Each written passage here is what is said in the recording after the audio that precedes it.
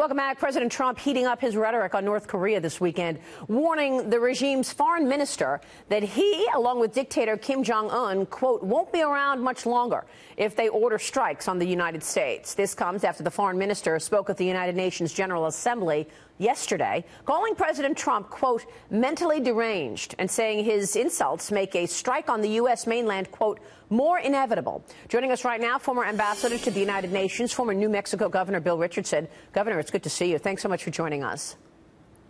Yes, Maria, thank you. Your reaction to all of this, Governor? Well, I've never seen this level of brinkmanship, personal insults from the leaders themselves. And I don't think that's healthy. I don't like the President of the United States insulted. I don't like Kim Jong-un making these enormous threats and then carrying out with missile and nuclear tests. This is not conducive to diplomacy, but at the same time, I think it's part of Kim Jong-un's strategy to deal only with the United States. The North Koreans, I've dealt with them for years. Big egos, very fragile. They want to be the big players in the region with the United States, not with China, not with South Korea, not with anybody else.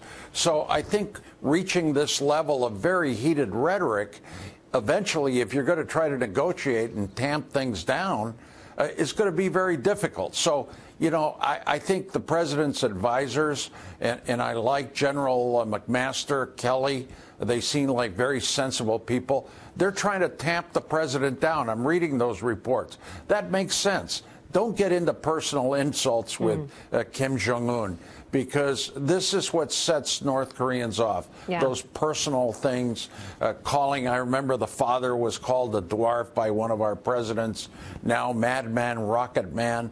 Let's start talking and negotiating instead of like these insults that are infantile, but also at the same time very destabilizing to a region that, you know, is very, very worried about exploding. Right. Well, what is this next step, though, in terms of negotiating? Haven't we been negotiating for a long time, and where has it gotten us? He's still testing missiles. Why is he testing these missiles? What do you think this guy's thinking?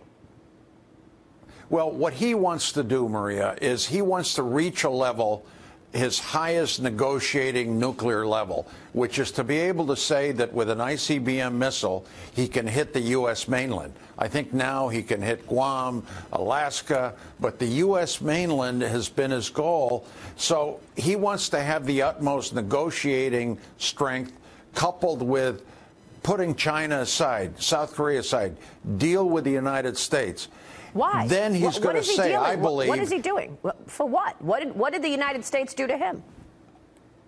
I think what he wants to do is another nuclear deal like happened in the Clinton administration. In exchange of reducing their nuclear effort, you give the North Koreans some kind of relief of sanctions, you give them some kind of economic assistance, energy. This was a package that 6 countries gave them then. And, you know, the good news in that Clinton agreement, you're not going to like this, was for 9 years, the North Koreans didn't build nuclear weapons. Then they got out of it. And unfortunately, that's where we are now. Yeah, well, I think you make a really good point, because we know that just this weekend, Iran is testing its own missile. And, you know, the president has talked a lot about this Iran deal being terrible. So Iran tests a new ballistic missile hours after showing it off at the military parade. What do you think that was all about? First, I have that question, then I want to ask you about this Iran nuclear deal. Well, I think that was to send a message to the world and to the president after his UN speech. Look, you know, if you're going to get out of the nuclear deal, we're going to develop our missile capacity. What I think the president needs to do is keep the nuclear deal. Iran is complying with it, but negotiate on stopping Iran funding terrorism, going after Israel. Can you really say Iran is complying? Can you really say Iran is complying? They are complying. The Pentagon says they're complying. The international agency is complying on the nuclear deal. Everybody agrees to that. The missile issue, that's separate. That's a UN resolution. They should comply. We should push them to do that. But don't give up on the nuclear deal. We don't need a nuclear Iran and a nuclear North Korea out there. Yeah. So what should the president do? What is the response from the U.S. then at this point? What should it be toward North Korea and toward Iran? Well, towards North Korea, find a way, a short-term dialogue with North Korea. Make sure that they freeze their nuclear development, their nuclear weapons, some kind of threading the needle, because we say to North Korea, we're not going to talk to you until you give up your nuclear development. They're not going to do that. Wasn't that what the but whole maybe Iran there's something deal was in about? between. Wasn't that the nuclear Iran deal? No. Wasn't that supposed to be what it was about? The nuclear deal was Iran has stopped developing their nuclear weapons in exchange for lifting of sanctions. And so far, Iran has complied. Where they're not behaving is in the region, with Saudi Arabia, with Yemen, with Syria. They're hurting us everywhere. So I think negotiate, put pressure on them separately with the European allies, with Russia and China that signed the nuclear agreement. But don't give up the nuclear agreement. We already have that. We have that in our pocket. It seems to be working. Nothing is perfect. What did you think of China's latest moves in terms of its banks? Should we be putting more pressure on China to help rein in North Korea? And what should that pressure look like?